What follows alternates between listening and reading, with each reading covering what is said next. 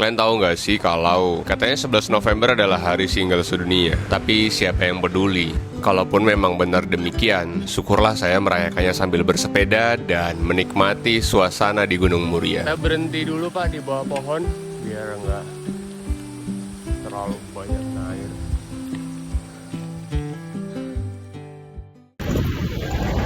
Dan kita solo saja Pak. Kita ke utara, biasanya kita ke selatan. Sebelum bercerita lebih jauh, saya mau kasih tahu kalau ini adalah perjalanan saya menggunakan sepeda dengan rute yang paling panjang dan sendirian. Kita sudah lewat Bedelan, Pak. Ini saya rekam di sini karena dulu saya beli ikan lele itu di sini, Pak. Perjalanan ini ada sebenarnya karena undangan dari salah satu penggiat single speed di Jepara. Karena di awal kami bertemu di Instagram, saya sampaikan pesan bahwa jika nanti ada perjalanan jauh, keliling Muria ataupun kemana aja, tolong dong kasih tahu saya, karena saya juga butuh teman buat goes. Tadinya kami berencana untuk bersepeda ke Tempur itu dengan 4 orang. Tapi sangat disayangkan bahwa teman-teman banyak yang nggak bisa dan saya juga bangunnya kesiangan. Alhasil Mas Budi pun berangkat sendirian pagi hari, saya juga menyusul di pukul 9 pagi. Benar saja, setengah jam perjalanan saya ketemu Mas Budi di jalan. Saya arah berangkat dan beliau arah pulang. Tapi baiklah, perjalanan ini akan kita nikmati sendirian tanpa harus berkompromi soal rute dan waktu. Jarak yang akan saya tempuh hari ini adalah 56 kilo dari pusat kota Jepara ke tempat tujuan utama di Desa Tempur. Sepanjang perjalanan banyak banget orang yang senyum. Aku juga nggak tahu sebenarnya mereka senyum karena apa. Apakah mereka senyum karena memang saya terlihat manis, atau mereka berpikir bahwa ngapain sih orang ini sepedaan sendirian? Mana siang panas kayak gini? Gue sekali ini saya tidak begitu banyak mempersiapkan hal-hal yang rumit.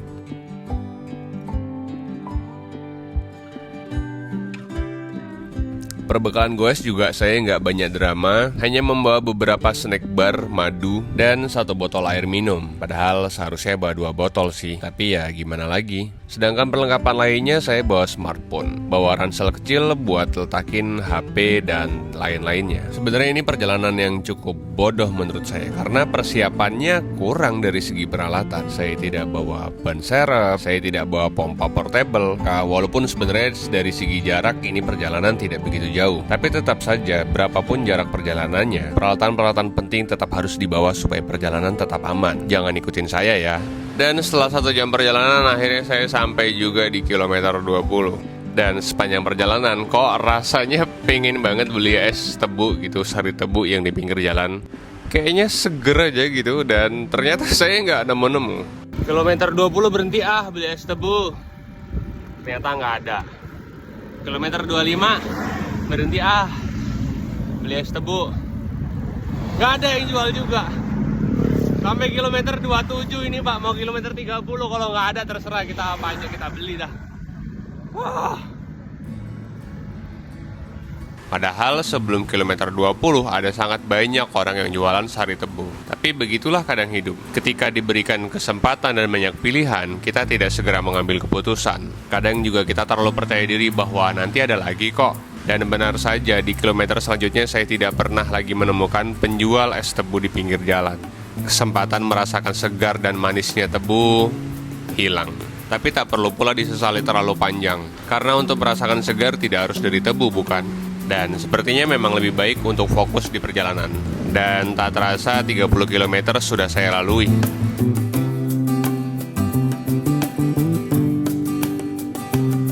Di kilometer 35 sepertinya rakyat di dalam perut sudah meraung-raung. Dan ketika berhenti di minimarket, saya kepikiran kayaknya harus nyobain mie ayam yang lagi viral dari tahun kapan deh. Namanya mie ayam sambung oyot. Kalau teman-teman main Facebook pasti sering banget lihat postingan si adminnya ini. Tiap hari posting yang lucu-lucu dan ujung-ujungnya iklan mie ayam sambung oyot. Ini apa akhirnya nyampe juga ke mie ayam viral Pak. Kita coba ya Pak, enak atau enggak. Kalau nggak enak kebangetan sih, soalnya saya pesen 2. Selesai makan siang, saya pun langsung melanjutkan perjalanan lagi ke atas. Kalau ada yang tanya rasa mie ayamnya gimana, ya biasa aja. Karena mie ayam 7.000 mau gimana maksa kita rasa dan kenikmatannya. Ya, tapi boleh dimakan lah. Dari jalan besar kita langsung masuk ke desa Kelepu dan ke Watu Aji. Jalannya terbilang bagus, tapi kita memang harus keluarin ekstra energi karena jalannya nanjak terus. Dan kita sudah masuk ke desa Kelepu.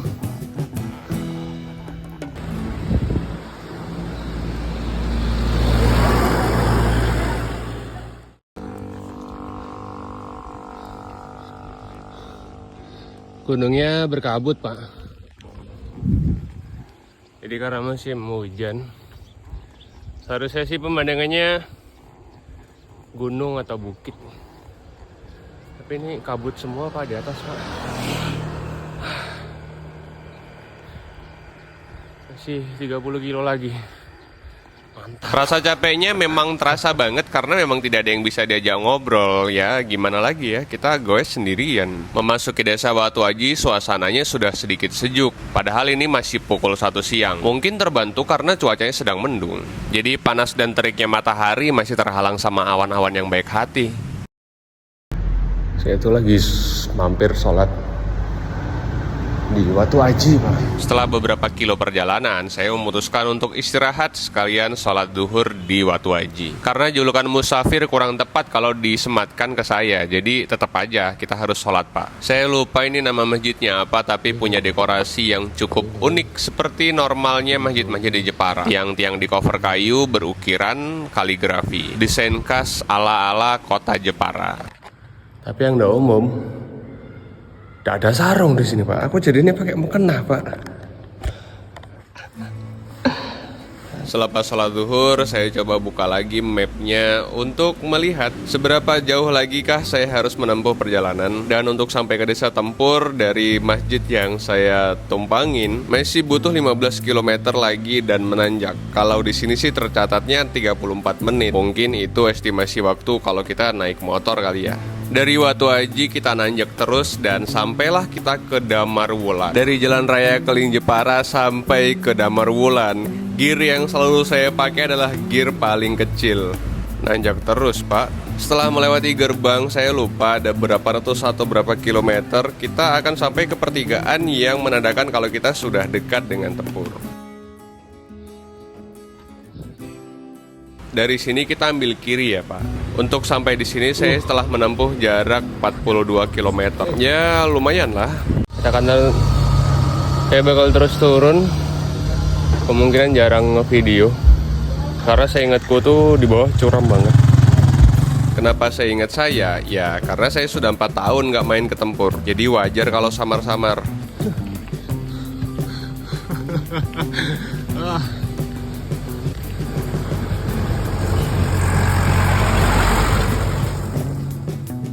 Dari pertigaan tadi kita akan dapat banyak bonus, turunan terus sampai kita ketemu sungai di bawah. Tapi setelahnya kita akan ketemu tanjakan yang lumayan panjang. Ini aku bilang panjang banget sih.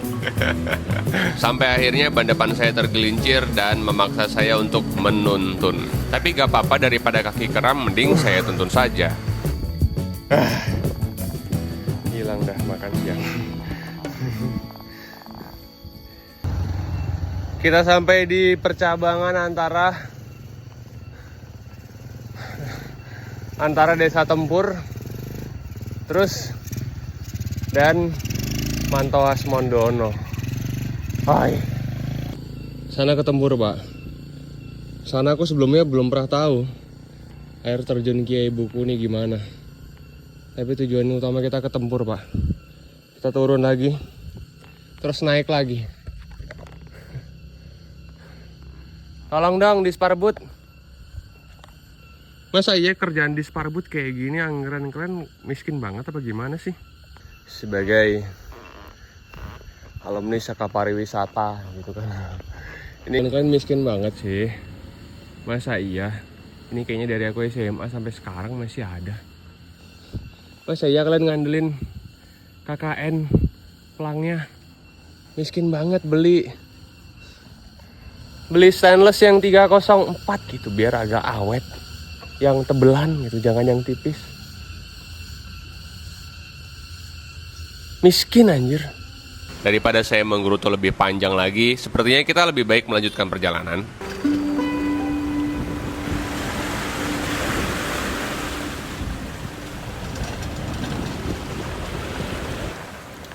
Sekian tanjakan kita agak turun pedal.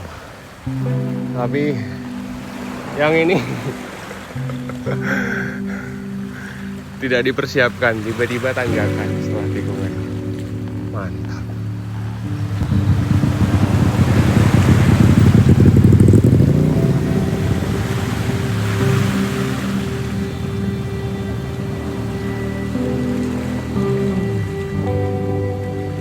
Delapan kilo lagi, Pak.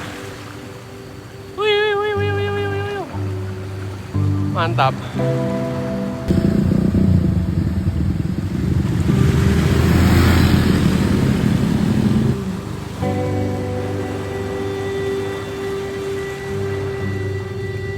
Karena tidak bawa handle untuk smartphone. Ini kalau kita ngerekam sambil sepeda, wajib masuk jurang. Kita bakal ngebelah gunung ini, Pak. Kita bakal lewat sungainya. Ada benernya juga sih, goes tuh kemana-mana sendirian. Karena apa? Saya orangnya nggak bisa diburu waktu, Pak. Ketemu tempat yang bagus berarti. Foto, mikir, mampir nggak ya? Warga-warga bentar lagi panen padi, Pak.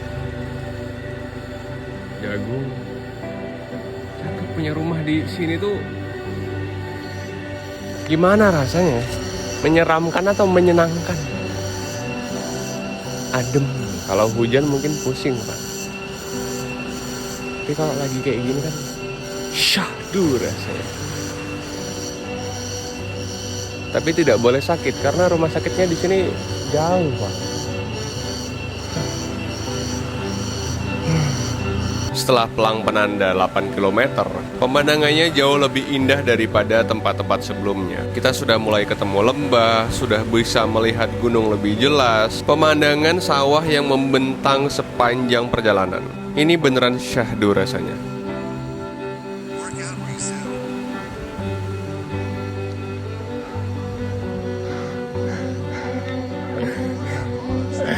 Kalian kira tadi itu tanjakan terpanjang? Enggak, ternyata. Setiap tanjakan tuh berbalas turunan. Atau setiap tanjakan tidak punya balasan. Ya, seperti sebuah rasa. Saat kita mengirimkan surat cinta, ada yang berbalas cinta pula. Tapi tidak sedikit yang tak berbalas. Semoga kita semua terhindar dari cinta yang tak berbalas itu. Kalaupun benar ada, semoga kita tidak terlalu berharap akan balasannya. Ini kan gunung nih, Pak. Bukit lah. Bukit atau gunung.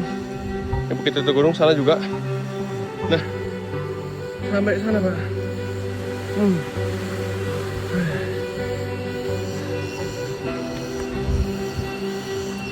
Kayaknya kita bakal nginep, Pak. Tahu ada penginapan atau enggak. Bagi teman-teman yang kurang suka bersepeda atau hanya bersepeda keliling kota saja, rute ini tidak direkomendasikan untuk dilewatin. Karena selain jauh, tanjakannya juga tidak terhitung ada berapa. Ada tanjakan yang bisa dituntaskan sambil goes, tapi nggak sedikit tanjakan yang sepertinya harus menuntun sepeda. Nggak kuat, Pak.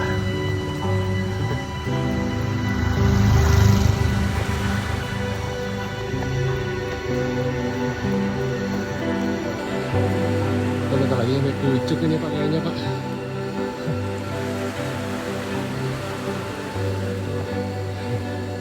Katret dah 150-an ini tadi. Bahaya. Dan semua orang yang ngeliatin gua naik sepeda pada ketawa. Dikira isi kepalanya paling, ini orang gila apa kali ya, kesini naik sepeda. Banyak banget energinya. Disuruh, Pak, kamu bisa lihat kabut di sini. Agak alay nggak sih, padahal kita orang Jepara sendiri dan ini masih di Jepara. Saya sudah lupa ini udah tanjakan keberapa, tapi ini nuntun lagi karena memang panjang banget dan ya lumayan curam. Tapi lelahnya menuntun sepeda akan terbayarkan dengan pemandangan yang sangat indah.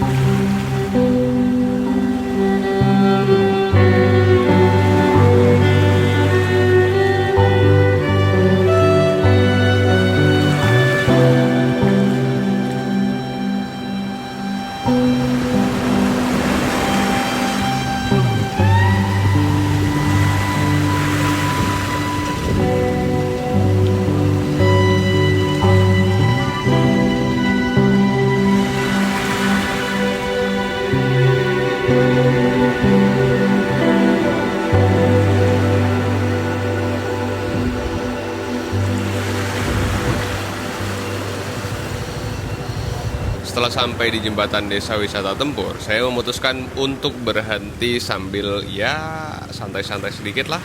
Sebenarnya pengen mandi-mandi di sini sih, tapi kok rame banget orang-orang di bawah sungai itu. Dan nggak cuma cowok-cowok, cewek-ceweknya banyak banget. Malu dong. Setelah beberapa batang surya dan snack saya habiskan, akhirnya saya memutuskan untuk melanjutkan perjalanan karena belum sampai ke tujuan utama. Jam tangan juga menunjukkan pukul 16, artinya ini sudah sore. Dan sepertinya keputusan untuk menginap di Tempur menjadi pilihan yang tepat. Dan mbak-mbak yang ada di bawah sana, selamat menikmati.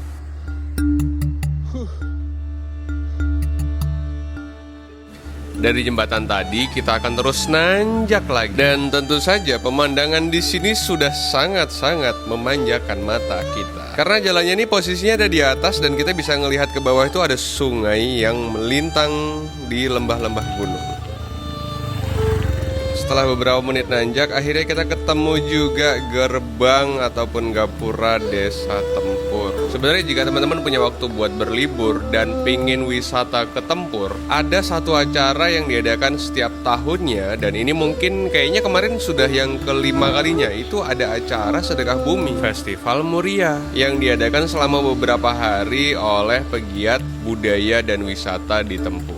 Sayangnya untuk acara Sedekah Bumi kali ini saya nggak punya dokumentasinya karena ya nggak ada temennya, kayak malas aja gitu kemarin. Tapi biarlah, meskipun Festival Muria kemarin saya tidak ikut, hari ini saya sampai juga di Desa Tempur yang tetap masih indah seperti dulu kala. Walaupun kalau dirasa-rasa dulu kayaknya memang lebih indah sih, karena ya sama orang yang disayang datangnya. Ya nggak juga sih, dan tetap aja hari ini Tempur masih tetap indah dan saya hari ini juga sangat bahagia. 56 km dijalani sendirian menggunakan sepeda gravel yang ya memang mantap perjalanannya. Capek tapi indah, nikmat.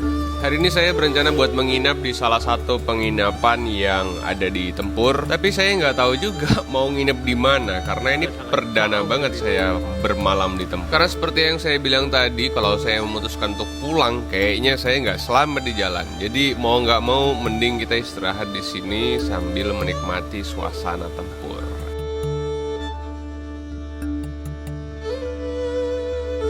Karena ini waktunya sudah melewati Asyar, kita sebaiknya mampir dulu ke masjid dan melaksanakan ibadah sholat Asyar sambil menikmati pemandangan yang ada di Desa Tempur ini.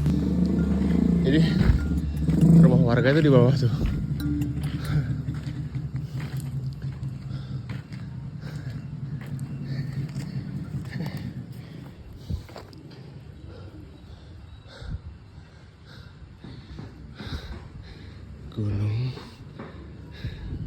Gunung, nah kita ini di tengah-tengahnya nih. Tapi di atas sana masih ada rumah.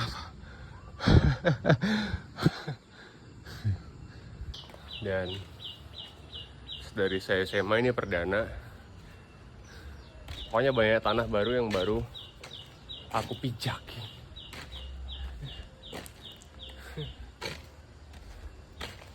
Kalem, nggak berisik, nggak kayak di kota.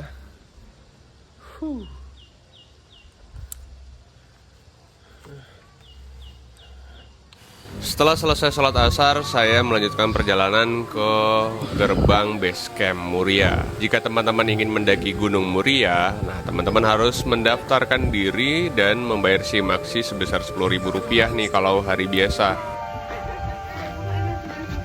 Kira songolikon lewatnya itu kene iki. Nggih, Mas. Nggih niku.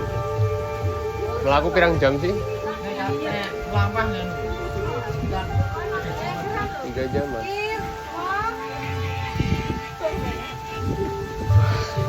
Aku numpang nongkrong ya.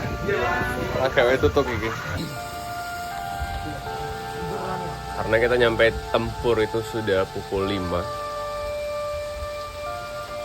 Nanggung Pak, mau pulang, kita masuk kali nanti. Dan di depan aku tuh ada puncak Songolikur. Maka kita sekalian tektokan aja Pak. Yang dari sini cuma 1.600 sih.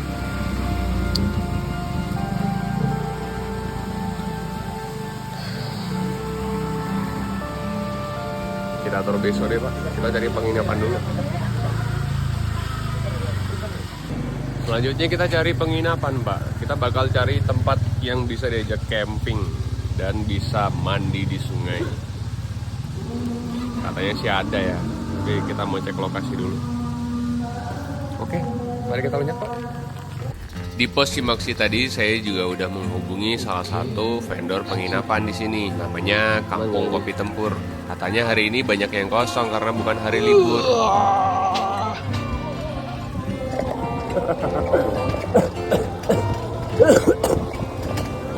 Kalau lagi perjalanan kayak gini, saya memang tipe orang yang kayak ya udah gas aja. Dari yang rencananya cuman pengen ke Tempur, habis itu balik lagi, tapi ya kayaknya nggak memungkinkan, jadi nginep dulu. Ya udah, nginep aja dulu. Akhirnya kita sampai juga di warung kopi Tempur. Dan sekarang juga posisinya udah maghrib, jadi memang harus nginep sih, nggak bisa dipaksain kalau kita harus pulang. Masih yang paling bawah niku ya, sing enten papane niku lho. Mangke jenengan milah dia Mbak. Ke sana dulu. Iya. Jenengan piye Mbak? Sendirian. Loh. Keren. Masa boleh mawon? Berarti ini Kecuali samping kamar mandi. samping kamar mandi itu. Belum dibersihin tadi ada. Oke. Jadi aku cek dulu ya. Kalau ini cek lokasi dulu, habis itu baru pilih tendanya. Apa gimana? Lihat mereka mawon. Nanti pilih 3 itu. Yang satu belum dibersihin ya. Oke. Jadi lokasi tendanya ini ada di bawah dekat sungai Pak. Harga per malamnya mulai dari 70.000 sampai 250.000. Untuk yang 250.000 itu untuk kapasitas 4 orang dan dapat sarapan Pak.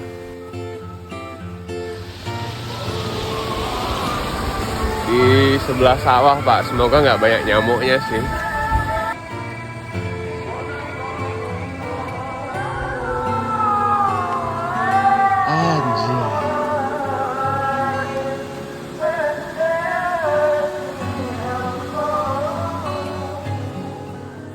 Sepertinya tidur malam saya akan sangat syahdu mendengarkan suara derayan air di sungai-sungai. Dan tentunya nggak ketinggalan dengan suara wereng dan suara yang lain-lain yang ngebuat kita makin menikmati suasana alam.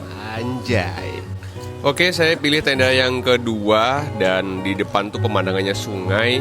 Di sini juga ada kamar mandi, ada gazebo buat santai-santai dan bisa juga dipakai untuk sholat. Dan ya tendanya juga proper sih menurut saya. Gimana Pak? Aduhai nggak suasananya. Ini kata mbak-mbaknya sepedanya bawa masuk aja Mas. Oke deh, kita parkir di dalam.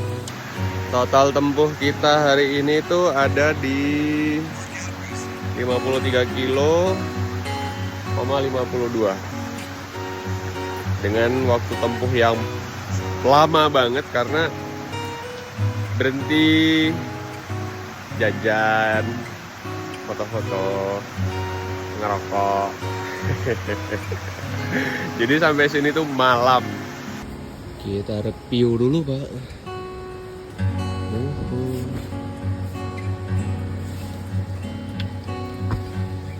Waduh. Dapat SB bantal 3, Pak. Sedangkan saya tuh sendirian.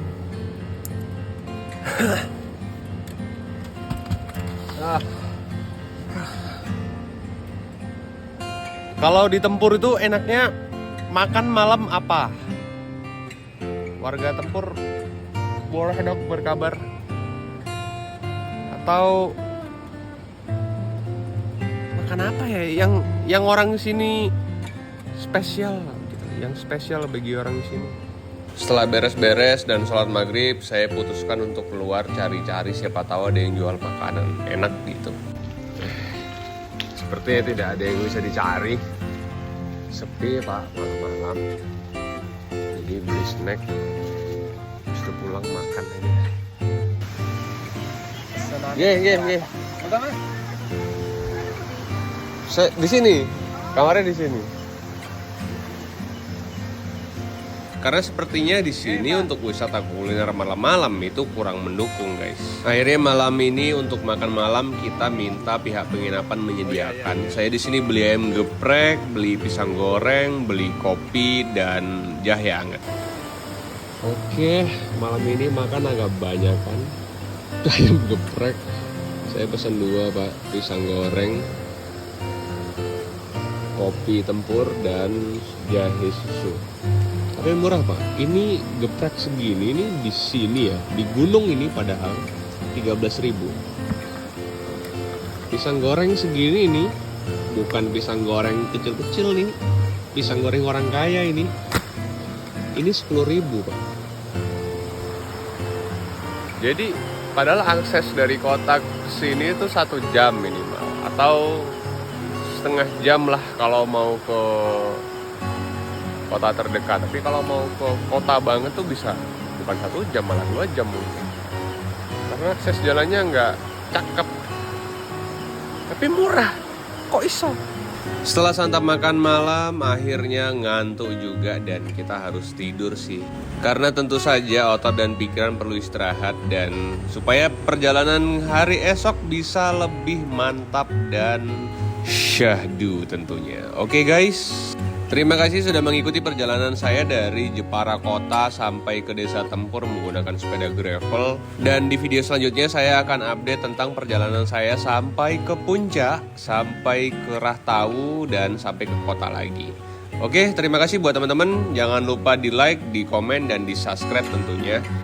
Supaya jalan-jalannya lebih banyak lagi dan saya bisa share ke teman-teman bagaimana rasanya perjalanan jauh menggunakan sepeda gravel. Oke, sampai bertemu di video selanjutnya.